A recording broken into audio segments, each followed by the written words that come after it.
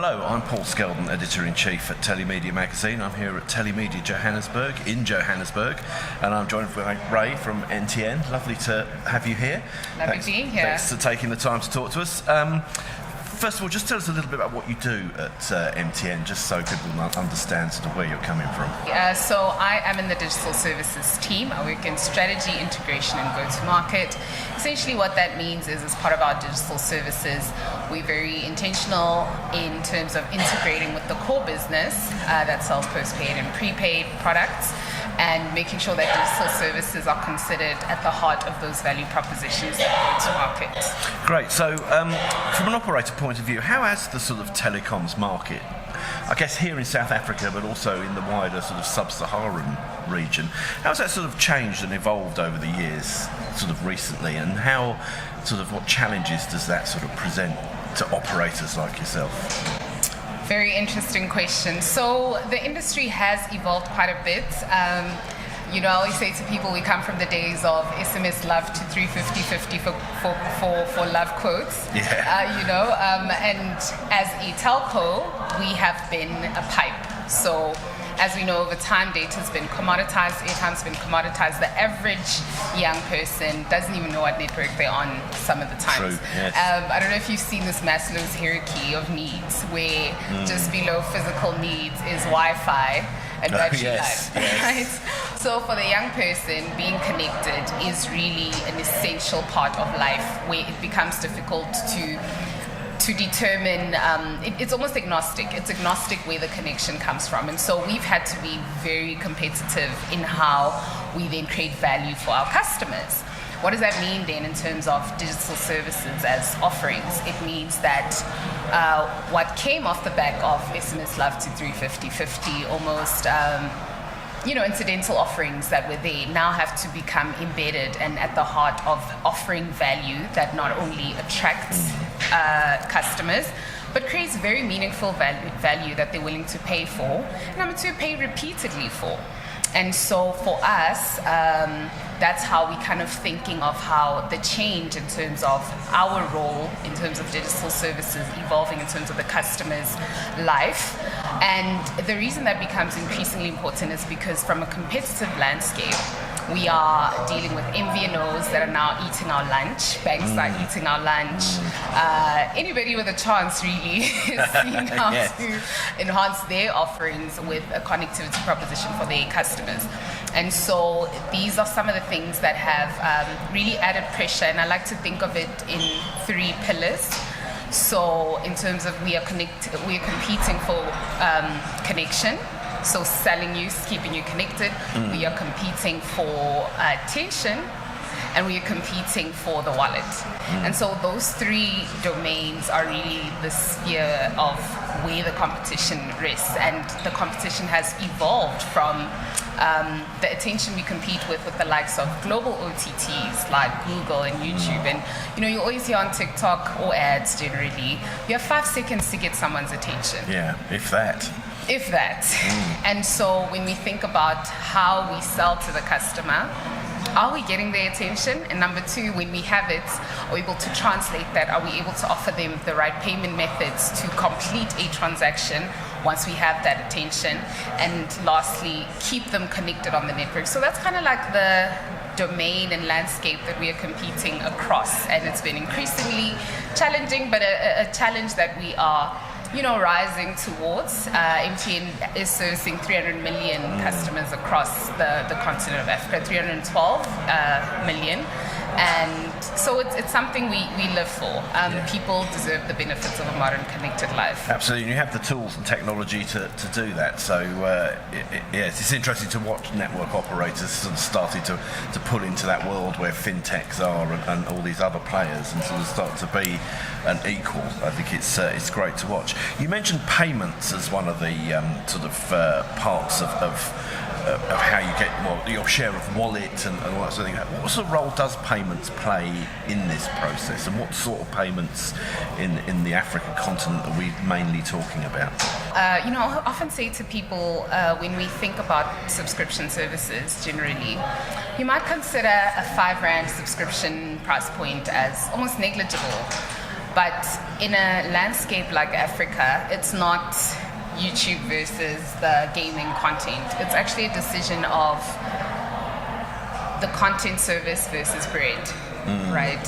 And so it's the way we price, right, is one thing. And just the nature of DCB is that we try to price in such a way that we give people accessibility, and that's where airtime still remains quite important, especially in our market, that people can transact through airtime.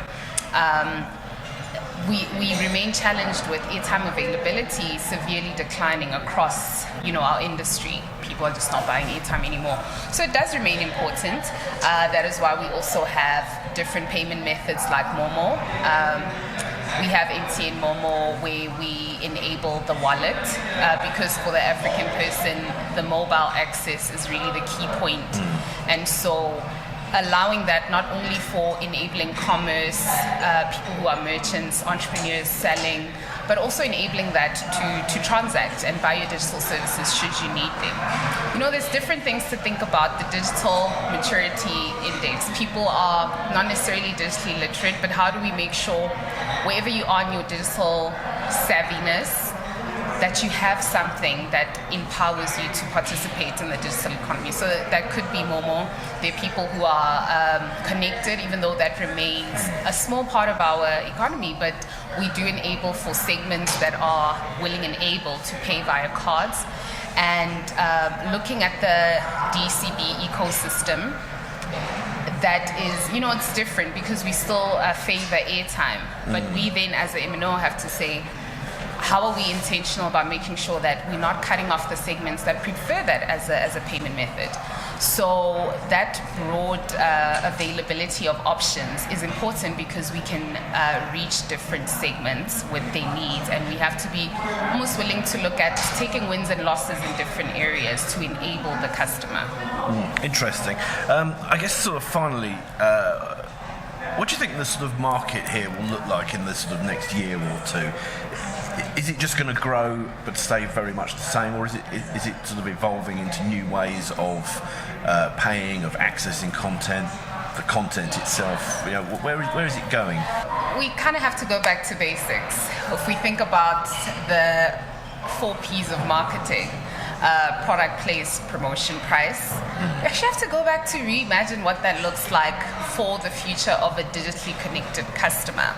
I'd like to throw in an extra one called personalization, right? Yeah. Personalization becomes really important in that how we market, speak to a segment of one becomes increasingly important.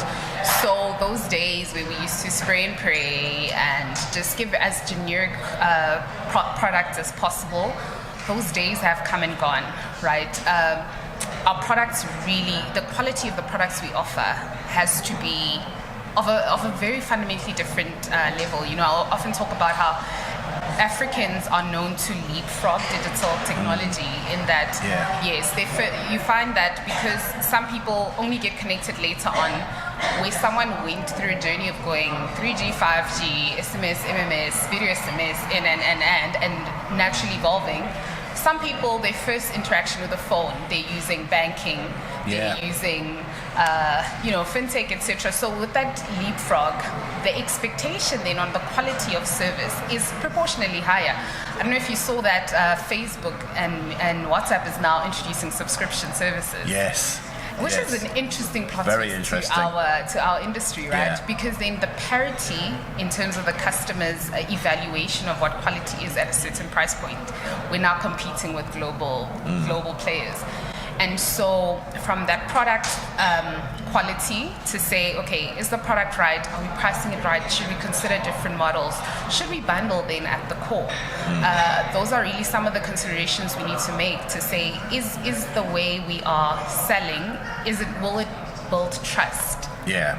Will it build trust? Will the customer be able to have a frictionless experience in terms of, when I think about how companies like Amazon, I've seen this meme where they say when you return something to Amazon, when you just start by greeting, they throw the money in your face.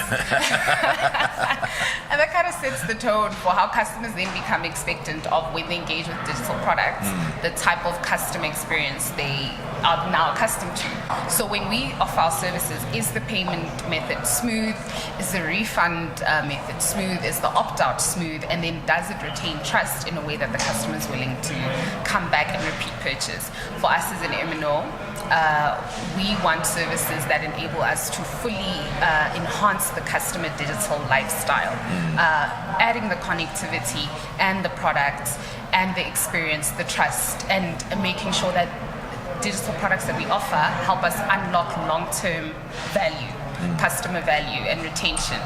So in essence, I think it's going to change fundamentally because our competitive landscape across every single sphere is a war zone. Right. Okay. That's serious. Yes. I mean, yeah. It's a fast changing sort of market always, especially the whole sort of digital economy. It's always rapidly changing. So it'll be interesting to see how it plays out. But look forward to maybe catching up this time next year and learning some more. So Ray, thank you very much for joining us. Thank you for sharing your wisdom, and thank you for watching. And we'll see you again soon. Thank you. Bye bye. Thank you.